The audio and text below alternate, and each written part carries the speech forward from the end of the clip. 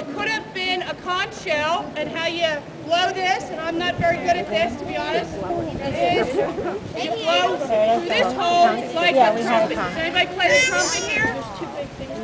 No? Okay. Yeah, I had a conch shell, fried conch. They would use a conch shell most of the time. They would notify, and that way the lock tender or someone in his family would know a boat was coming. So the lock tender would come out, and they'd come to the gate, and they would come to the, let's say they're going downstream, they'd come to the upstream gate, and the lock tender would open what's below. You can't really see what's below the gate here, but there are actually two gates, two doors at the bottom of the wooden gates that open up and allow water to come in. And what you have to do is you have to make the water level from upstream equal to the water level in the lock chamber itself. And basically what happens is the gates float.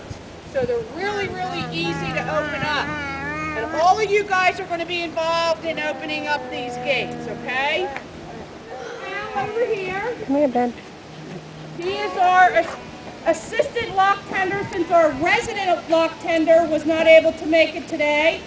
And this is Mr. Bob, who is the apprentice of Mr. Al. He's learning how to be a lock tender.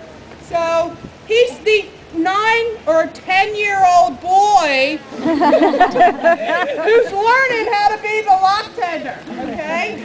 So we ready to go? Yeah.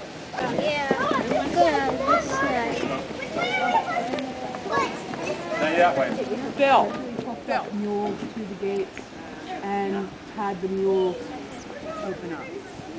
Now you kind of sort of have to envision what it would be like if a boat were coming in. Unfortunately we don't have a boat yet, but someday we will. But you kind of sort of have to envision what it would be like, and you could very easily think about that piece of wood there coming into the lock, getting to a certain point, and knowing that you have to close the gate behind, because both gates cannot open at the same time. So why don't you guys close the gates now? And you basically do this. We have to close at the same time, so let's be in coordination with each other. There you go. Okay? Okay, now. Uh-huh. Keep coming. All right. And they have to equal. They have to equal herself out. Get in there, get in there, get in there. A little bit more. Wow! Really good! Really good! And then the gates are closed and the boat is inside the lock chamber. Okay?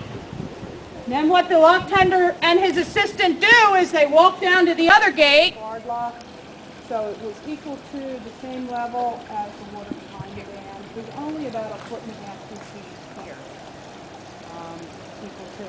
And each one of the blocks is a foot in depth. So that's kind of sort of how you determine whether the water level in the lock chamber is the same as the canal. And it drops down a little bit. But I think that that's probably as far as it's going to go. All right, you guys ready? All right. And that particular gate is really hard. Okay, you got to shut those gates. Here, break.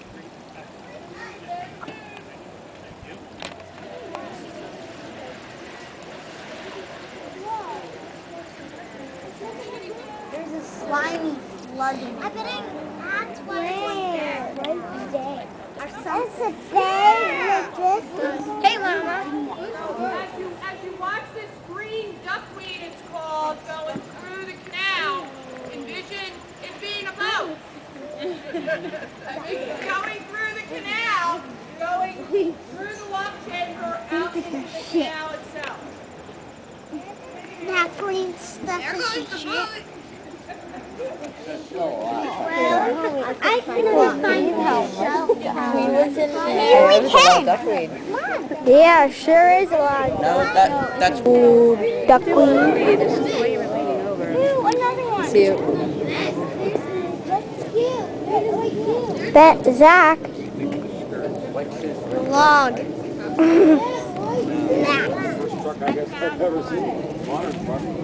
What are you guys doing? We're looking for rocks, shells, and then we're going to scoop them up, right? We'll look for special things in here. Yeah, like these.